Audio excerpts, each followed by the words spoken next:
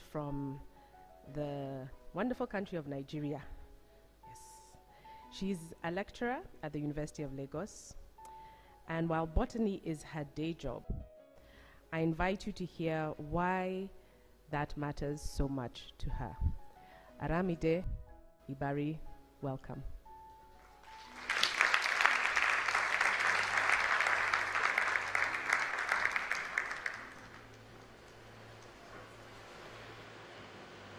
I believe that all dreams come true when we have the courage to pursue them. Let me tell you why, but first I have to tell you the story of my mother. My mother started as a junior typist at the University of Lagos in 1976. And the first time my mother witnessed a convocation ceremony, she went from being surprised, she was like, what? What is happening here? Who are these people? She went from feeling surprised to feeling very impressed and amazed. In her words, she said the hairs on her body stood, and that made her to have the desire for her to pursue a university education. She tried, but unfortunately, she could not succeed due to her realities. So my mother said, you know what, if I can't have it, I pass that dream on to my children. So she decided that, come what may, all of our children must have a university degree, no matter what it's going to take her. None of them should start their career from the junior level she started hers from. So I was born some years after, and I grew up in an area in Surulere in Lagos, Nigeria. And it broke my heart because we had a very trying time. It was really difficult for us then, and seeing how much my mother sacrificed for us really broke my heart. I saw how hard she worked. In fact, even some men in the environment, in our compound, they refer to her as a man in a woman's body, because my mom really worked hard. She was still a typist at the university. She still has a shop in front of the house where we sell foodstuff. And she still did every other job that comes at her just to make more money for the family. In fact, I and my sisters, we hawk bread on the street of Lagos just to bring in that extra money for the family. What mattered to my mother, what she wanted, was just for all of her children to have a university education. So I grew up with that mindset. Her words ring in my ears. She tells us every time, she says, Okelayewa isaletikun. That means that there are abundance of opportunities at the upper level. The lower level, it's filled to the brim. So she rings that into our ears every time to always aim for the top. And she said, you can't reach that top if you don't have education, if you don't have a university education. So I grew up to be studious, always reading, because I wanted to succeed. And I loved sciences. I was in the science class. I wanted to become a medical doctor, and I did so well. Surprisingly for me, after my secondary school, I discovered that the so-called bookworm could not even meet up with the cutoff mark to study a course, a choice of course at the university. I was like, what? How did that happen? And I was sad. I was broken at that time. I felt defeated. I doubted my capabilities. I also felt fear because I was afraid I was not going to be able to achieve my dreams. My mother encouraged me. She told me I could still make it. And she enrolled me in lessons. I was going for lessons.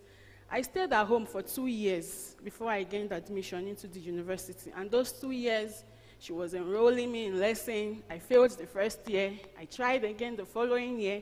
I was studying, I was reading, I was also praying. If I tell you that I wrote a letter to God, I wrote a letter addressed to God, and I went to drop in the mailbox at the post office because I wanted just something to happen for me. Thankfully, my mom registered me for the foundation program at the University of Lagos, and I was advised that I should go for another biological science course. So I enrolled for microbiology. And I did the microbiology. I finished well, despite how hard, how difficult the course was for me. I made sure I graduated with a good class of degree. I later proceeded for my master's. I did master's in botany, and I was assigned my supervisor, Professor Oti Ogundipe, and I met this man. He is a visionary leader and a courageous one. He is an hard worker to the core. I used to think my mother was the most hardworking person on earth, not until I met this man. It was more hardworking, but in another form. Under his tutelage, I developed my science skills, how to write proposals, how to present results in a scientific way to science people, audience, and non-science audience.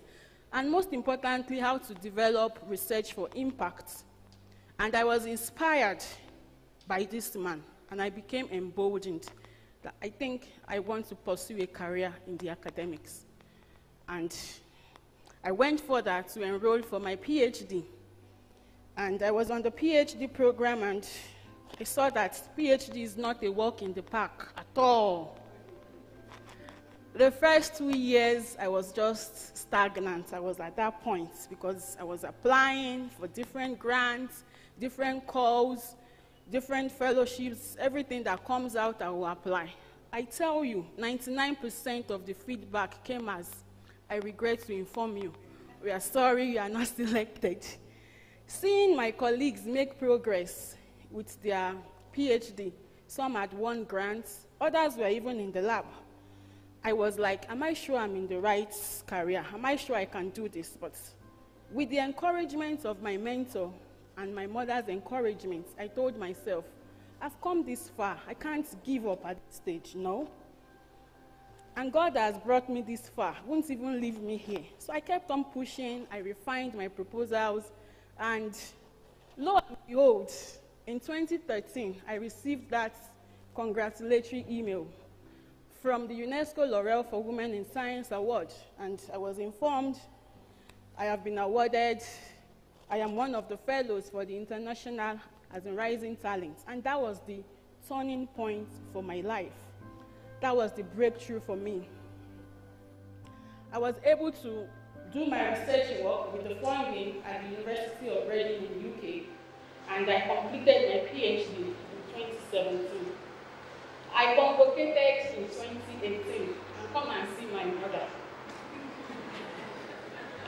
She was the happiest person. She was happier than I was. And she said, all she just wanted was just for her children to have a university degree. She never believed, she never expected that she could have one who became a doctor. And the good news is that my mother achieved her dream. All her 4 children, they all have a minimum of a bachelor's degree. And I achieved my dream. That letter I wrote to God, I achieved my dream. Yes. Because I was employed in that same University of Lagos in 2017 to lecture. And I did not start my career at the junior cadre where my mother started from.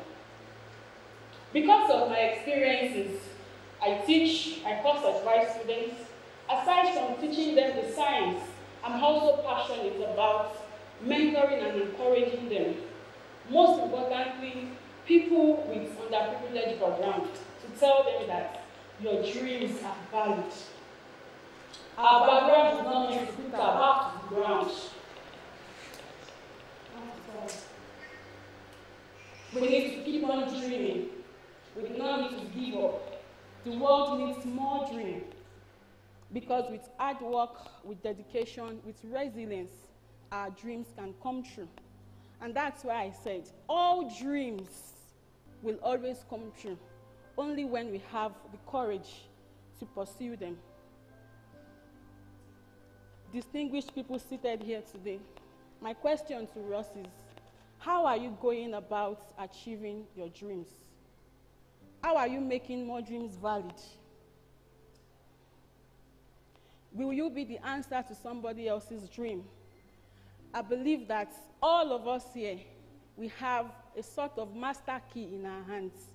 Will you open the door for others to be able to make their mark in life, either as a student, as a researcher, as a scientist, or as a change agent in the world? Thank you.